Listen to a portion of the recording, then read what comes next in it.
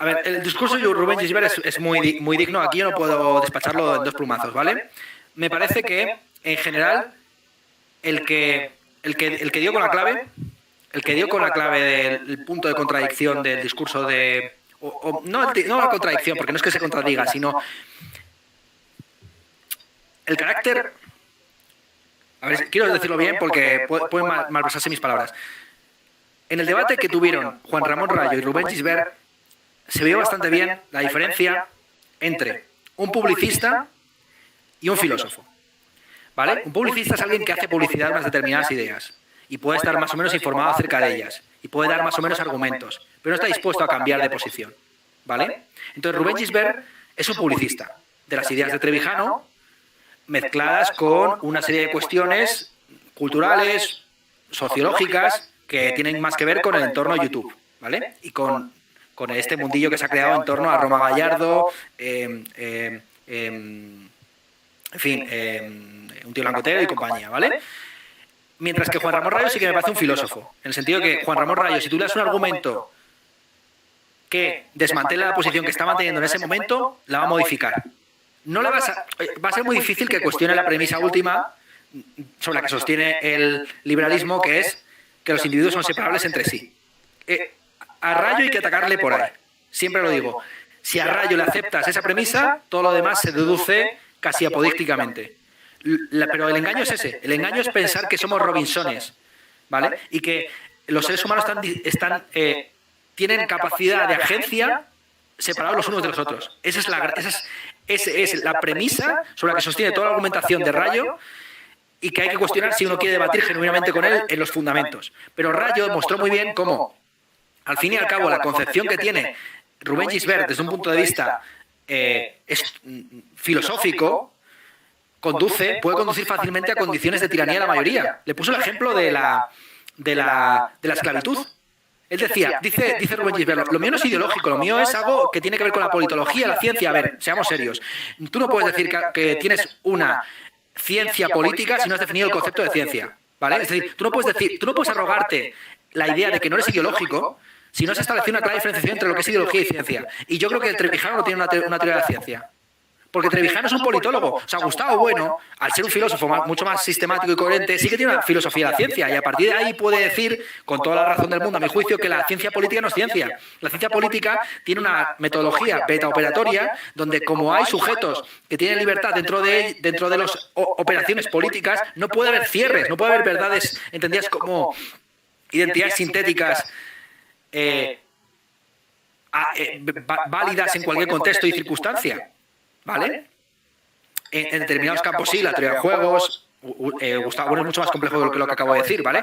Pero básicamente, la idea de que puede haber una ciencia política no ideológica es ideológica. Esa es la mayor ideología, es decir, el pensar que uno puede situarse en un plano político donde no haya un campo de retórica e ideología, ¿vale? Eso es la premisa primera. La segunda conclusión que yo extraje de ese debate es que Rubén Gisbert hubiera justificado plenamente la esclavitud en Estados Unidos, porque si al fin y al cabo la democracia tiene que ver con... O sea, Rubén Gisbert no entendió que el debate genuino no es si queremos que la mayoría gobierne sobre la minoría o viceversa, sino cuál va a ser el demos que tomemos como punto de partida. ¿Se entiende o no se entiende? Es decir, la cuestión no es si queremos que estén representados que estemos con una representación uninominal, con distritos, delegación, todo este tipo de asuntos que son tan técnicos, en los que yo estoy de acuerdo al fin y al cabo más o menos con el modelo que plantea él, sino cuál es el demos de referencia para ese estado idílico que él, sobre el cual él teoriza, que es Estados Unidos. Los negros no formaban parte del demos. Así de sencillo.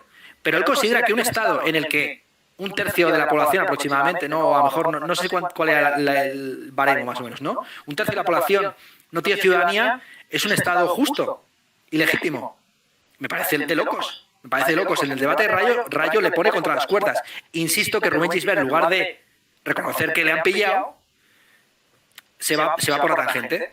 Yo tenía un debate con Rayo y fue durísimo, porque es una de las pocas veces realmente que yo debatiendo con otra persona, esa persona ha sido capaz de reconstruir mi argumento y refutármelo en directo de una manera tan contundente que yo no podía hacer otra cosa que retractarme de lo que dije. De hecho, yo creo que fui a ese debate estando más o menos a favor de la renta básica, y salí de él convencido de que era bastante complicada la propuesta. Realmente que sus antepasados también se hicieron a sí mismos. Es decir, que al menos 8 de los 10 jóvenes más ricos del mundo no proceden por haber expropiado nada. Entonces, obligarles a estas personas a pagar una renta básica cuando claramente son personas que han prosperado por su propio ingenio y por su propia capacidad para generar riqueza a los demás, incluso en un ambiente hostil, porque efectivamente parte de las ideas se están apropiando y no deberían apropiarse, etcétera, pues yo lo veo bastante dudoso, ¿no? Pero bueno, también le saqué cositas a Rayo, ¿eh? Ese debate es divertido porque yo, sabiendo que a Rayo hay que tirarle de los fundamentos, le fui obligando a aceptar que sanidad, una cierta educación, la defensa, etcétera. Hablamos antes de Rubén Gisbert, nos hemos quedado a mitad de argumentación, pero da igual. O sea, la movida. El modelo que plantea seguramente sea el mejor de los modelos democráticos posibles. De hecho, realmente el único. Otra cosa es que exista una ley de hierro de las oligarquías y que la oligarquía sea la forma trascendental del gobierno y que lo queramos o no, siempre va a gobernar no el conjunto de la sociedad, sino una parte de ella. La cuestión importante es si va a ser la mayoría o la minoría. En eso estoy de acuerdo, ¿vale? Y que la democracia no es el gobierno de todos, por lo menos la democracia moderna, sino que la democracia es el gobierno de la mayoría sobre la minoría, ¿vale? De acuerdo. Es el régimen de mayorías y minorías. La teoría de Trevijano, que me habían preguntado por ella, me leí de la teoría pura de la República. El capítulo sobre la Revolución Francesa sí que es cojonudo realmente, ¿eh? Me parece de lo mejor que he leído sobre el asunto. Sí que es bastante bueno. Luego la parte ya más axiomática y demás, bueno, eso es más cuestionable, yo creo. Pero es un gran jurista y desde luego a mí me abrió mucho un campo que no tenía muy conocido, que era pues el de los grandes juristas del siglo XIX, que son un poco duros y huesos de leer, y ahí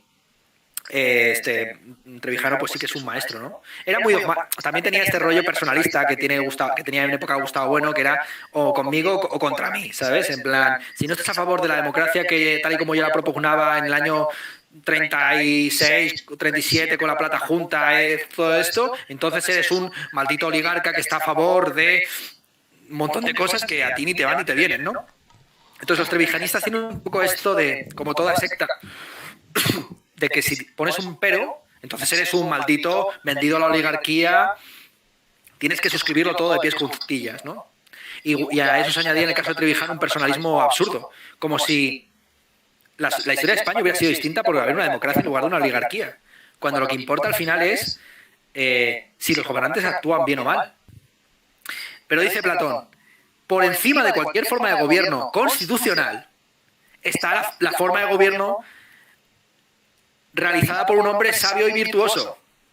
Entonces, si por casualidad da la circunstancia de que somos gobernados por un único individuo, pero ese individuo tiene o un grupo de personas que tiene una clarividencia absoluta, ¿qué coño importa el procedimiento por el que han llegado al poder? ¿Me explico? La democracia es una forma de gobierno que se justifica procedimentalmente, ¿vale? Se sigue un procedimiento y el resultado que salga se considera bueno. Pero el hecho de que algo sea votado por la mayoría no lo convierte en bueno. Y ahí es donde se nota que les falta una filosofía moral, una filosofía, una ontología, una epistemología, una teoría del conocimiento, una teoría que vaya más allá del puro tecnicismo jurídico de cómo controlar a los que nos gobiernan. Así de sencillo.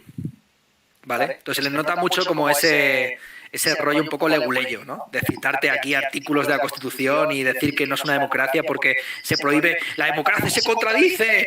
A ver, pues, vaya, se contradice la Constitución del 78, se contradice. Si se hizo como un apaño, no se hizo para que fuera una especie de sistema axiomático.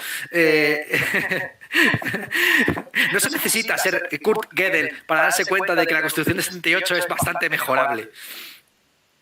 ¿Cómo cambiar el mundo? Primero, estando formado. Por ejemplo, la diferencia entre Rubén Gisbert y muchos otros es que el chaval ha leído.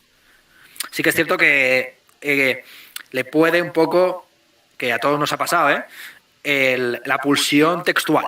Es decir, cuando a Rubén Gisbert le pillas contra las cuerdas, te sale con una cita Y eso en el debate con Rayo se ve perfectamente. Por eso se ve perfectamente la diferencia entre un filósofo y un publicista, ¿no? O entre un lector o un seguidor de una determinada escuela, pero también es diferente.